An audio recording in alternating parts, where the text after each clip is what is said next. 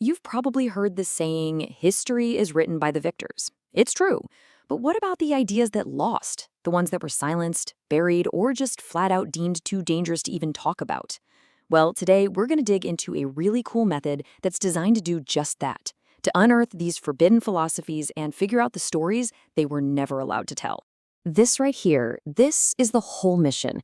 It's from a series called The Shadow Cabinet, and it's all about mapping the architecture of forbidden philosophy. Think about that for a second. It's not about mapping land, it's about mapping landscapes of thought, ideas that were deliberately, walled off from the history books you and I read in school. So, let's talk about mapping forbidden philosophy. Because, let's be honest, the history most of us learn is kind of like a highlight reel, right? It focuses on the big, mainstream stuff, the easy narratives. But that leaves these huge gaping holes. This method we're talking about, it's all about finding the powerful, game-changing ideas that got shoved to the side. Okay, so that brings us to the big question, doesn't it? I mean, if an idea was buried on purpose, how do you even begin to dig it up responsibly? How do you study something that people in power actively tried to suppress or just decided was too dangerous for its time? You can't just use the old tools, you need something special. And that special tool is what we're here to talk about. It's a dual-pronged approach, and it's the core of what's called the analytical method. It's a system built specifically for this tricky problem, and it breaks it all down into two really clear, powerful parts. Yep, just two.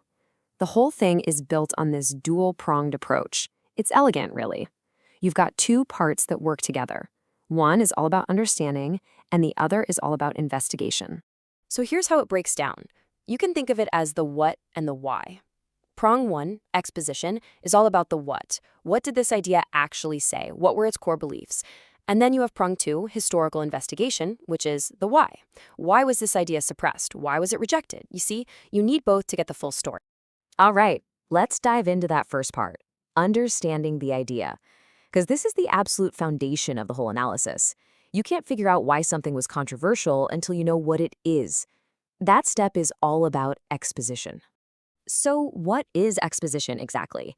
It's just the clear articulation of an idea's core tenets. And here's the key part. It doesn't matter if the idea seems weird or dark or even incomplete. The goal here is just pure objective understanding. Get the facts on the table. And this is absolutely crucial. We have to understand what the idea actually was, without any judgment. You've got to suspend your own biases for a minute and just try to see it on its own terms, the way its followers would have seen it. That gives us a really honest baseline to work from. Okay, so once we've got that baseline, we move on to the second part, investigating its rejection. And honestly, this is the unique value proposition. This is where the method goes from being a simple history lesson to something much more powerful. I mean, you might be thinking, if an idea was rejected, why even bother digging it up? And that question right there, why did it fall out of favor? That's the engine that drives this entire second step. It's not enough to know what the idea was. We have to investigate the story of why it was killed off. And that's the real game changer. This inquiry is what distinguishes our method from conventional intellectual history. Think about it. Most history books just tell you, oh, that idea was rejected. End of story. This method, it forces us to ask why. It's a deep dive, an investigation into the social, the political, the institutional forces that literally buried it. Okay, I know this can sound a bit abstract, so let's make it concrete. We'll use the Gnostic heresy as an example to see how this method actually works in practice. So, let's apply the method. Step 1 is exposition. First, we just lay out the core beliefs of Gnosticism. We explain their focus on personal self-knowledge for salvation, not just faith in some big institution. Got it? That's the what. Then we move to step 2, the investigation. Now we ask, why was this labeled heretical and dangerous? And we'd find that the early church, which was trying to build its power, saw this idea of individual knowledge as a huge threat. It had to be stamped out.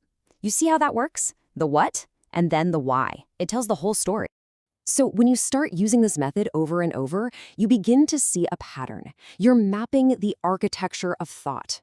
So what kind of ideas does this method actually uncover? What are we looking for? Well, it's really good at finding a few specific types of things. First, you've got intentionally suppressed ideas, stuff that powerful institutions actively fought against. Then there are the controversial and rejected concepts, the ones that were just stamped heretical. And finally, you have the dark and obscure philosophies, the stuff that's just not talked about in polite company. That's the sweet spot for this method. So you can see how by combining the what with the why, we're doing more than just finding a few lost footnotes.